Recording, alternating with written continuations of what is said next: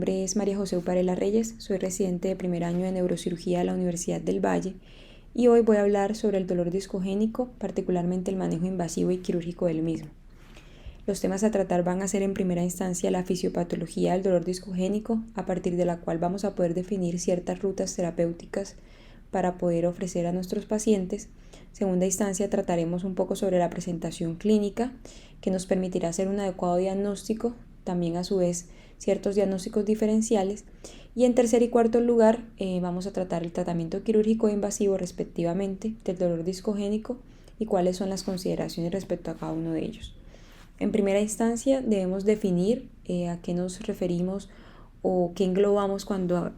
hablamos de dolor discogénico. Este se refiere a aquel dolor que surge a partir de una enfermedad degenerativa del disco lumbar donde no hay evidencia de una hernia discal. Hasta la fecha sigue siendo un diagnóstico difícil, con una evidencia limitada y algunas discusiones que carecen de consenso en cuanto a su tratamiento principalmente. Puntualmente el dolor discogénico se refiere a un dolor lumbar que está mediado o modulado por ciertos cambios en la estructura interna del disco intervertebral. Dicho dolor se origina básicamente por el desarrollo, pues a gran escala para explicarlo así, de fisuras en el anillo fibroso con la consiguiente vascularización del tejido de granulación en crecimiento y con ello el crecimiento de unas fibras nerviosas a lo largo del área del desgarro que son las que finalmente van a transmitir las vías de dolor. Para poder entender mejor cuál es la fisiopatología del dolor discogénico debemos primero reconocer su estructura. El disco intervertebral básicamente tiene tres componentes, entre ellos está el núcleo pulposo, que es el que vemos acá, una estructura semigelatinosa situada más o menos cerca al complejo del disco, compuesto principalmente de mucopolisacáridos con sal y agua. También observamos el anillo fibroso, que ya va a estar más circundante al núcleo pulposo. Es una estructura circular de múltiples capas que rodea ese núcleo pulposo y se compone de laminillas fibrocartilaginosas y es un poco más rígido que el núcleo. Usualmente la característica de este anillo fibroso es que sea más grueso a nivel ventral, es decir, a nivel anterior, que a nivel dorsal. Y también en tercer lugar o como tercer componente del disco intervertebral están las placas terminales cartilaginosas cuya importancia vamos a mencionar más adelante. Entonces, a medida que el colágeno y los proteoglicanos son reemplazados con tejido fibroso por cambios propios de la degeneración normal del disco, de la edad, del desarrollo de ese disco intervertebral se va a desecar, por decirlo así, y esa presión axial repetitiva aplicada al disco va a hacer que ese anillo fibroso cada vez sea menos compatible, desarrollando ciertos desgarros circunferenciales que generalmente se dan en el aspecto dorsolateral del anillo, que como mencionamos es un poco más delgado que el aspecto ventral. Esos desgarros pueden agrandarse y eventualmente desarrollar unos desgarros ya radiales que pueden propiciar la herniación del núcleo pulposo. Básicamente los cambios que se van a dar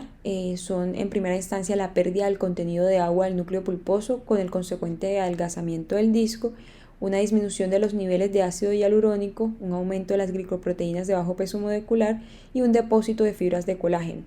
Todos estos cambios se van a traducir en la pérdida de elasticidad del núcleo pulposo con una relajación de la estructura del disco, un cambio quístico de su cartílago y aparición de ciertas grietas en el anillo fibroso.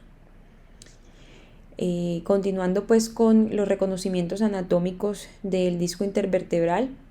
es importante señalar que en el lado posterior el disco está sostenido por dos articulaciones facetarias, como vemos aquí por ejemplo la cápsula articular de esta articulación cigapofisiaria, y ellas juntas van a brindar el soporte y la estabilidad, especialmente limitando el movimiento de la columna en todas las direcciones. Un disco sano y en condiciones normales es avascular y su nutrición depende más bien de un cierto mecanismo de difusión pasiva desde los vasos de la placa terminal y los vasos predisco que van desde la capa interna del disco de manera centrífuga hacia la capa externa que se difunde hacia afuera. Entonces básicamente se da con un mecanismo de difusión pasiva con cambios de gradiente que son los que van a permitir el paso de estos nutrientes para el suministro del disco. En cuanto a la inervación del disco intervertebral, es importante reconocer también que en condiciones normales suele ser escasa, en general muy escasa, y que consiste en contribuciones de los nervios sinovertebrales y las ramas comunicantes grises, que son las que observamos acá. Esos nervios son segmentarios y provienen de la rama dorsal, pero también se han demostrado algunas contribuciones de la cadena simpática en una distribución no tan segmentaria. Esto va a ser importante más adelante que lo mencionemos en algunas intervenciones terapéuticas. Entonces, lo principal que hay que tener en cuenta en este sentido es que la mayoría de las fibras nerviosas que inervan el disco van a provenir del sistema nervioso simpático. De hecho, se cree que los discos sanos solo reciben una inervación más o menos en el tercio exterior del anillo fibroso. Esa porción anterior y lateral y también el ligamento longitudinal anterior van a estar inervados, como dije, por las ramas ventrales y las ramas comunicantes grises. Ya la porción posterior del anillo y el ligamento longitudinal posterior van a estar inervados por el nervio sinovertebral. Ese nervio sinovertebral contiene unas ramas somáticas y unas fibras simpáticas. En general es un nervio que se conoce pues como un pequeño tronco nervioso originado distal al ganglio raquídeo, y a este se une un ramo simpático y otras ramas somáticas adicionales de otros ganglios raquídeos. La importancia de este concepto, de esta inervación con gran preponderancia simpática y gran preponderancia de las ramas comunicantes grises y del nervio sinovertebral, va a ser la injerencia o la participación que tienen algunas intervenciones, sobre todo a nivel de bloqueos de raíces, para el tratamiento de este dolor discogénico que vamos a mencionar pues más adelante.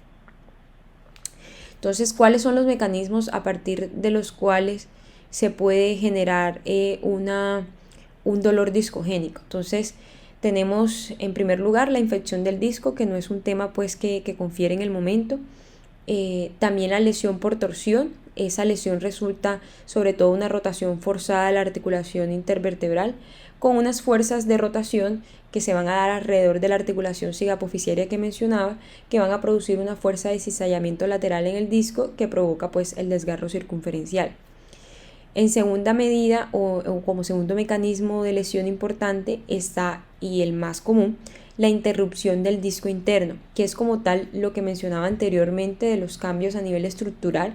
sobre la degradación del disco, de los componentes nucleares, y con ello el desarrollo de ciertas fisuras radiales que se extienden desde el núcleo hacia el anillo.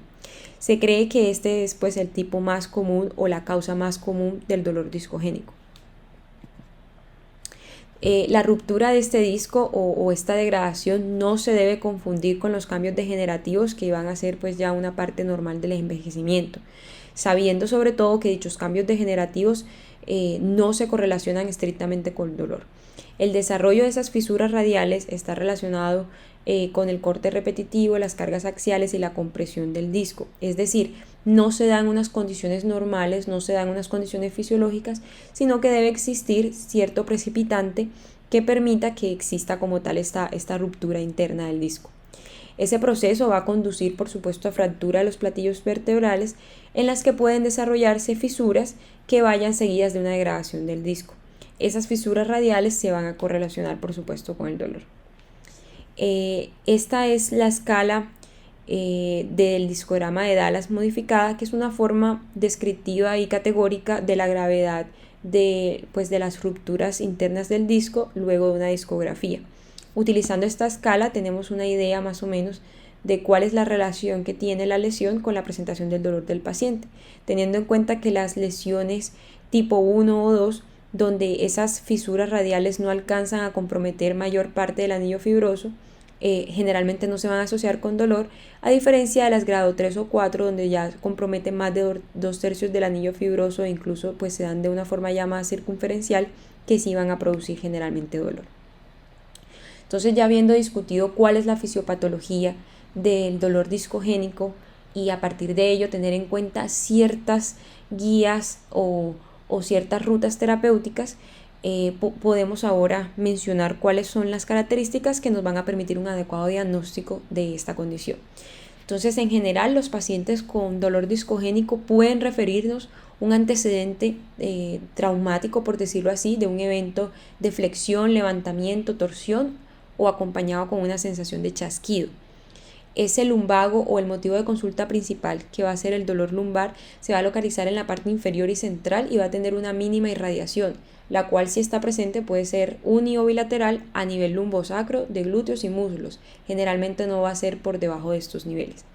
El componente radicular en general está ausente, o si está presente es de una forma muy intermitente, y el principal síntoma del paciente va a ser el dolor lumbosacro, el cual va a ser predominante luego de la actividad, sobre todo al final del día. Lo describen como un dolor sordo, profundo, y la característica clave del dolor discogénico es que, por toda su fisiopatología, es un dolor que va a mejorar con la extensión y la posición de bipedestación o de cúbito supino, y por supuesto va a empeorar con la sedestación y la flexión. Sobre todo esta es la característica principal, que empeora con la flexión, también con la torsión y con maniobras de Valsalva. Algunos signos ya clínicos que podemos objetivar al examen físico de nuestro paciente son, por ejemplo, el enderezamiento bifásico, precisamente porque existe un dolor predominante en la flexión del paciente cuando pues se va a poner de pie, la tensión en los músculos paraespinales y glúteos, y dolor a la presión de los procesos espinosos. En cuanto pues a las imágenes, en general, pues los hallazgos comunes con este dolor discogénico en la resonancia, que va a ser el método que más información nos va a brindar, incluyen una señal de alta intensidad en el anillo posterior a nivel de T2, es decir, hiperintensidades a nivel del anillo posterior en T2, conocida como una zona pues de alta intensidad, ya sea por discos abultados o protuberantes, y una intensidad de señal de disco disminuida en las imágenes ponderadas de T2 que puedan sugerir deshidratación. Entonces, en cuanto al tratamiento del dolor discogénico, debemos tener en cuenta que se puede ofrecer al paciente un manejo quirúrgico o, en algunos casos un poco más beneficioso, algunas técnicas invasivas que también pueden ser pues de gran ayuda. En primera instancia, para hablar sobre el manejo quirúrgico, lo primero es establecer si el paciente se beneficia o no, en términos generales, de cirugía. Entonces, ¿qué se ha dicho o qué estudios tenemos o qué evidencia tenemos para saber si es una opción o no ofrecerle a nuestro paciente con dolor discogénico un manejo quirúrgico? Entonces traigo pues esta serie, que es un estudio prospectivo con una cohorte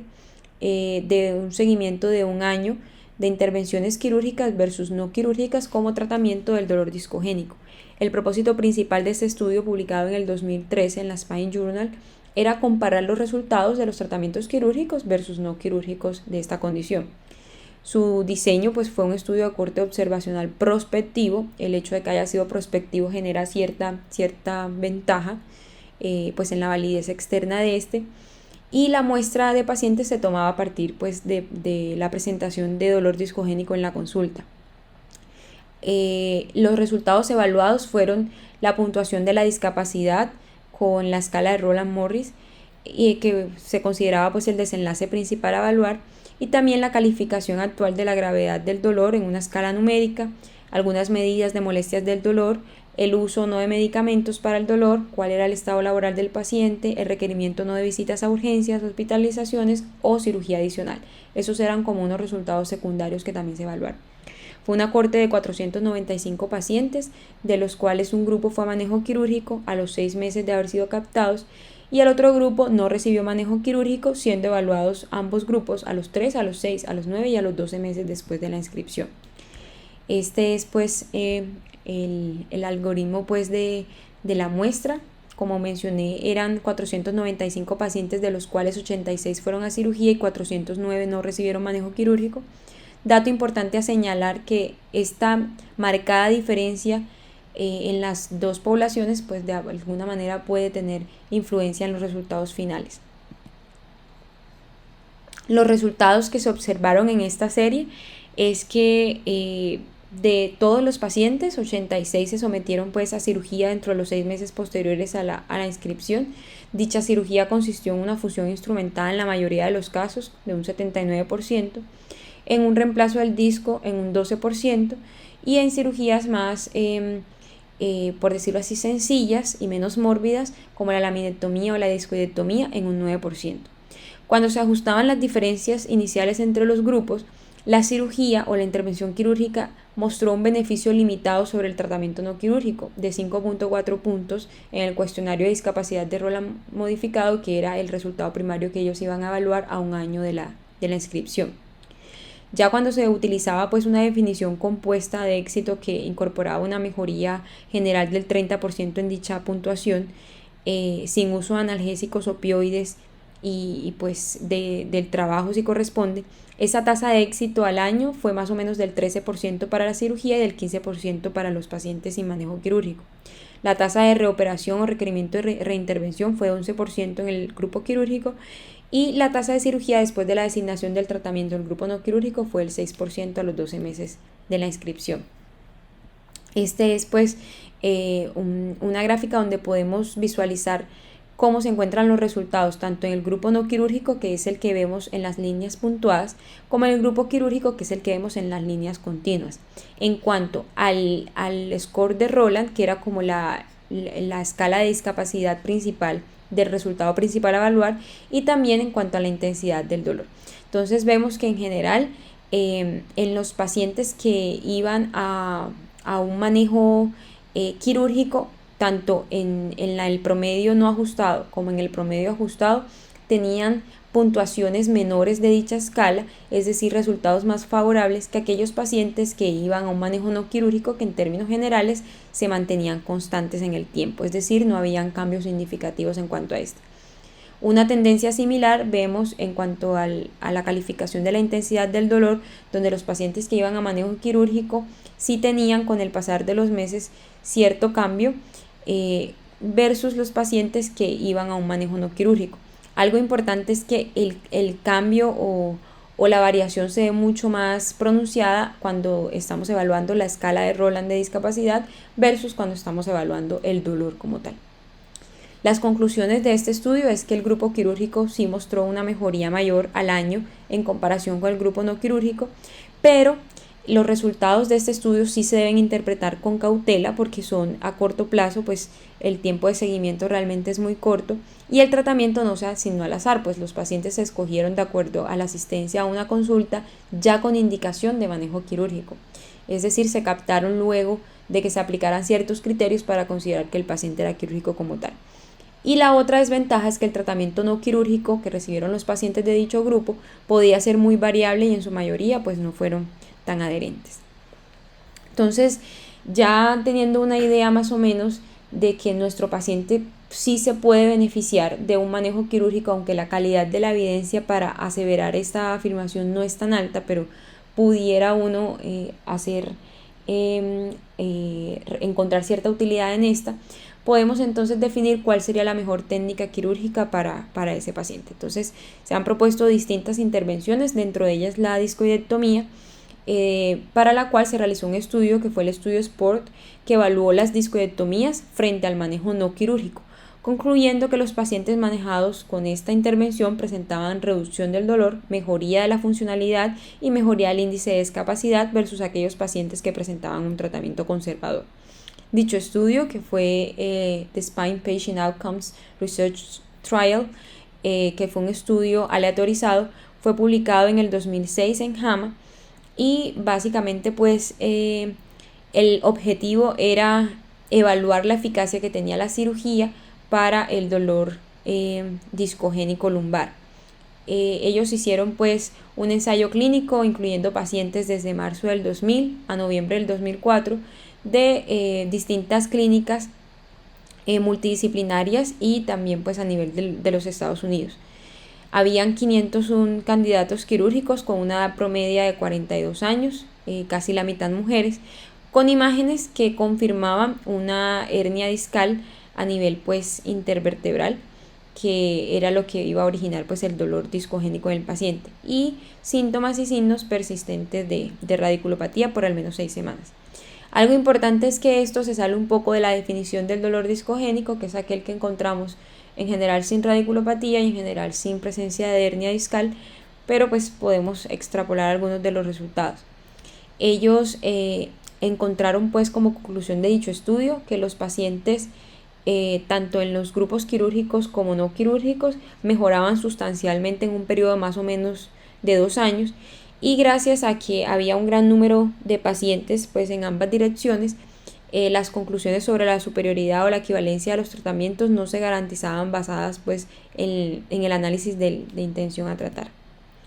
Esta es la tabla de los resultados donde evaluamos los pacientes a los 3 meses, al año y a los 2 años, en los dos grupos, el grupo quirúrgico y el grupo no quirúrgico, como vemos en cada una de las columnas. Y finalmente se evalúa el efecto del tratamiento respecto a ciertos resultados. Entonces vemos que los resultados primarios que se medían pues eran algunos scores de la calificación del dolor, de la calificación de la funcionalidad física y de la calificación de la discapacidad. Otros resultados ya secundarios eran en cuanto a si el paciente tenía una capacidad de un trabajo pues de tiempo completo, y algunos resultados como la satisfacción percibida del paciente con los síntomas, con el cuidado, y que tanto había como mejoría en términos generales. Entonces vemos que los resultados en general pues a los 3 meses hay algunos de ellos que son significativos, como por ejemplo en el índice de discapacidad, también en el índice pues de este score de Sciatica Bowyer Soreness, y en los pacientes que fueron evaluados al año y a los 2 años, ya los resultados, como vemos acá, son menos significativos. Este es otro estudio que evalúa una segunda técnica, una segunda intervención, por decirlo así, que es la fusión para el manejo pues del dolor discogénico. El propósito de este estudio era realizar una revisión sistemática que evaluara el resultado de los pacientes con fusión lumbar anterior para el tratamiento del dolor discogénico. Ellos realizaron un subgrupo de análisis con 84 pacientes que fueron a esta intervención entre 2004 y 2009. Evaluaron variables como el tiempo quirúrgico, la pérdida sanguínea, la estancia hospitalaria, algunos índices y score como el de Austrian Disability Index, la escala análoga visual pues, del dolor y la tasa de complicaciones, que también se evaluó por separado. Las indicaciones más que todo eran que hubiese una enfermedad discogénica degenerativa, sobre todo pues en la mayoría, que hubiese una enfermedad discogénica postquirúrgica o postdiscoidectomía, y que hubiese pues en menor medida o con menor frecuencia como indicación una hernia discal. Los resultados en este estudio en particular es que la fusión de L4-L5 llevaba unos mejores resultados que la fusión de 2 niveles L4-L5 L5-S1. Adicionalmente, esta última, la fusión de 2 niveles, también mostraba mejores resultados que la fusión solamente del nivel L5-S1, tanto al año como a los 2 años de seguimiento quirúrgico, tanto en el índice de discapacidad como en el índice pues o la valoración del dolor. La tasa de complicaciones era más frecuente en la fusión de los 2 niveles L4, L5, L5, S1, que era el grupo C, comparado con la fusión L4-L5 versus y también con la fusión L5-S1. No hubo una diferencia significativa en estos últimos dos grupos. Entonces, conclusión, a los pacientes les iba mejor con la fusión L4-L5. En segunda medida, les iba bien con la fusión L4-L5, L5-S1 de 2 niveles. Y en tercera medida, no les iba tan bien con la fusión L5-S1. En cuanto a la tasa de complicación, la fusión de 2 niveles tenía una tasa de complicación mucho más alta comparada con aquella de un nivel, independientemente si era L4-L5 o L5-S1, dentro de los cuales pues eran indistintos. Esta es la tabla pues, de resultados donde podremos ver el grupo A, que era aquel donde se realizaba una fusión de un nivel L4-L5,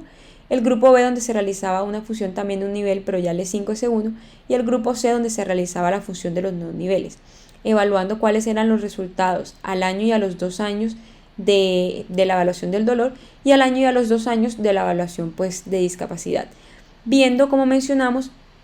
que de los 3 grupos al que mejor le fue es al grupo L4-L5, con unos mejores resultados tanto al año como a los 2 años. Entonces, en términos generales, pues estas fueron las conclusiones, que había mejores resultados clínicos en esta fusión L4-L5 que en la de 2 niveles, y a su vez también en esta de 2 niveles comparado con la de L5-S1, y que la tasa de complicación siempre iba a ser mayor pues en la fusión de 2 niveles. En cuanto al manejo invasivo no quirúrgico, se han propuesto varias técnicas, dentro de ellas la más tradicional ha sido los esteroides inyectados, ya sea a nivel epidural, que ha mostrado cierto beneficio clínico temporal pero muy limitado, y tienen una mejor utilidad cuando se utilizan como un manejo complementario. En general, esto no se recomienda como una monoterapia ni tampoco como una terapia a largo plazo para un dolor que previamente ha sido refractario o intratable. También otra opción, además de la inyección epidural, es la inyección en articulaciones facetarias de esteroides ya combinados con un anestésico local de larga data. Solo el 33% de los pacientes manifiesta un alivio del dolor mayor al 50%, y estos esteroides en articulaciones facetarias, por supuesto, son de mayor utilidad en el dolor facetario. Otras intervenciones son la ablación por radiofrecuencia, la crioablación y los bloqueos, pues que ya vamos a mencionar. Dentro de la ablación por radiofrecuencia existe esta serie, que es una revisión sistemática de estudios aleatorizados controlados, que por ende pues va a tener una buena evidencia, cuyo objetivo era demostrar o determinar la eficacia de esa ablación por radiofrecuencia para el dolor lumbar crónico asociado con distintas etiologías. Dentro de ellas o presentaciones, el dolor lumbar discogénico. A pesar de que se tratan otras condiciones de dolor lumbar, solamente nos vamos a centrar en los resultados conferentes al dolor lumbar discogénico. Esta revisión sistemática se hizo a partir de búsquedas en bases de datos como Medline, Embase, PubMed, Cochrane, hasta agosto del 2013. Los artículos incluidos fueron en su totalidad ensayos controlados aleatorizados, que por ende van a tener una muy buena evidencia científica, con un control simulado evaluando la eficacia de esa ablación por radiofrecuencia, informando al menos un mes de seguimiento e incluyendo participantes que de alguna manera hubiesen experimentado ese dolor al menos 3 meses antes. Los datos pues se extrajeron y se evaluó la calidad o la herramienta mediante qué tan alto era el riesgo de sesgo con Cochrane, y debido a la heterogeneidad de los estudios y a la falta de diferencias de medias y desviaciones estándar informadas, no fue posible como tal realizar un metaanálisis con estos datos. Entonces, estos son los 3 artículos que incluyeron para la evaluación de la ablación por radiofrecuencia en dolor discogénico.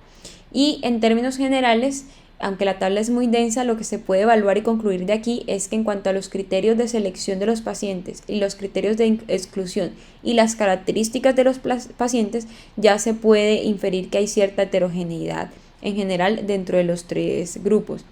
El tipo de intervención variaba también bastante, o sea, partiendo de que había heterogeneidad en la población estudiada, también había heterogeneidad en las intervenciones, como podemos ver acá, respecto a cuál era pues el tipo de ablación que se utilizaba, y los resultados que se medían también tenían cierta heterogeneidad, pero en general eran bastante similares, que eran los índices de discapacidad que ya habíamos mencionado, que son los que se evalúan en general, que es el de Oustre, también pues la escala análoga del dolor y otras escalas que podían compartirse entre los estudios. Y en general todos tenían mínimo un mes de seguimiento, otros también 3 meses, 6 meses o incluso un año, como vemos acá. Este fue entonces la tabla de resultado de los estudios incluidos, donde podemos evaluar, por decirlo así, cuáles fueron los resultados en cuanto a los 3 estudios, teniendo en cuenta el tipo de escala que ellos usaron para medir el resultado en cuanto al dolor, la escala del dolor, la escala numérica del dolor, el tiempo después de la ablación por radiofrecuencia a la cual se hicieron estas mediciones, y cuáles eran las medias entre el grupo de intervención y el grupo control. Los resultados en general, como podemos ver acá en estos 2 estudios, tanto el de 2001 como el de 2009, es que no hubo un beneficio estadísticamente significativo en cuanto a los resultados, excepto en este estudio del 2013, donde sí se vio una reducción estadísticamente significativa en el dolor en el grupo pues de la intervención comparado con el grupo control a los 6 meses de seguimiento. Entonces es importante que sí se vio diferencia, pero en un tiempo pues bastante considerable. Estos en general pues fueron 11 estudios, de los cuales 3 fueron los únicos válidos para el dolor discogénico. La evidencia en general de este estudio respalda la ablación con radiofrecuencia como un tratamiento eficaz para el dolor en algunas etiologías, como a nivel facetario, de la articulación sacroiliaca, pero a nivel del dolor discogénico o en lo que confiere al dolor discogénico, la evidencia en términos generales es bastante mixta, que fue pues lo que le mostré en cuanto a la heterogeneidad de los criterios de inclusión de las poblaciones, la heterogeneidad de las intervenciones, también la heterogeneidad de los resultados a evaluar. Entonces, en términos generales, no es una calidad de evidencia tan alta que nos permita aseverar con mucha seguridad que sí es una intervención benéfica. Sin embargo, los estudios que hay tienden a inclinarse porque pudiera existir algún beneficio.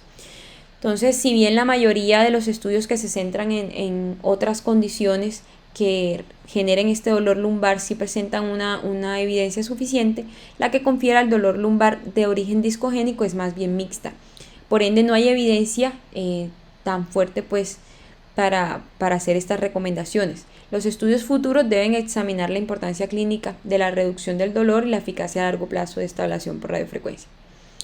Y por último, dentro de las técnicas invasivas no quirúrgicas están los bloqueos, particularmente el bloqueo transforaminal de la raíz del E2, que ha sido uno que ha tendido a evaluarse, particularmente por la explicación sustancial de la fisiopatología que nos podría abrir camino en cuanto a este como una ruta terapéutica. Entonces, partiendo del hecho de que la mayoría de las fibras aferentes de los discos lumbares bajos van a viajar a través del nervio sinovertebral, que fue lo que ya mencionaba, para luego pasar a través de los ramos comunicantes y la cadena simpática lumbar y llegar finalmente al cordón espinal a través de las ramas comunicantes y las raíces espinales del E2, podemos entonces insinuar o concluir que los discos intervertebrales lumbares en su mayoría están inervados por fibras simpáticas. Esos discos lumbares inferiores están predominantemente inervados por neuronas del ganglio dorsal del E1 y el E2 vía tronco simpático y ramos comunicantes. Ese contingente de fibras que inervan esos discos se van a agrupar en un plexo simpático lumbar y van a ingresar a los tractos espinotalámicos medulares, en su mayoría agrupados a través de la raíz del E2 bilateral. Entonces podemos ver que hay cierta importancia de la vía simpática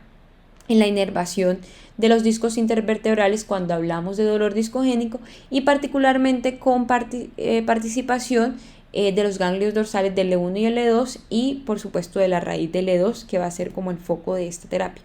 Entonces, teniendo en cuenta estas observaciones, existen algunas series tradicionales que han investigado las vías aferentes de ese dolor discogénico, bloqueando la raíz nerviosa del E2 para bloquear, por tanto, el ingreso del continente simpático a ese nivel como una vía aferente del dolor. En los pacientes en los que se ha hecho esta intervención se ha evidenciado una desaparición o mejoría del dolor lumbar luego de la inyección pues para el bloqueo de la raíz del E2 y han concluido que esta podría ser una vía aferente del dolor principal que al ser tratada podría mejorar de forma considerable el dolor en estos pacientes.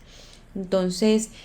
podemos concluir que el dolor discogénico es una entidad cuya fisiopatología nos puede orientar a cuáles podrían ser las posibles intervenciones terapéuticas, pero que sigue siendo hasta el momento una condición cuya evidencia no es tan alta o la calidad de los estudios no es tan alta para que haya unas recomendaciones muy fuertes y muy puntuales en cuanto a las intervenciones terapéuticas. Todo va a depender del tipo de paciente, del grado de dolor, de cuál es la medida que queramos mejorar, si queremos mejorar dolor, si queremos mejorar capacidad funcional, etc.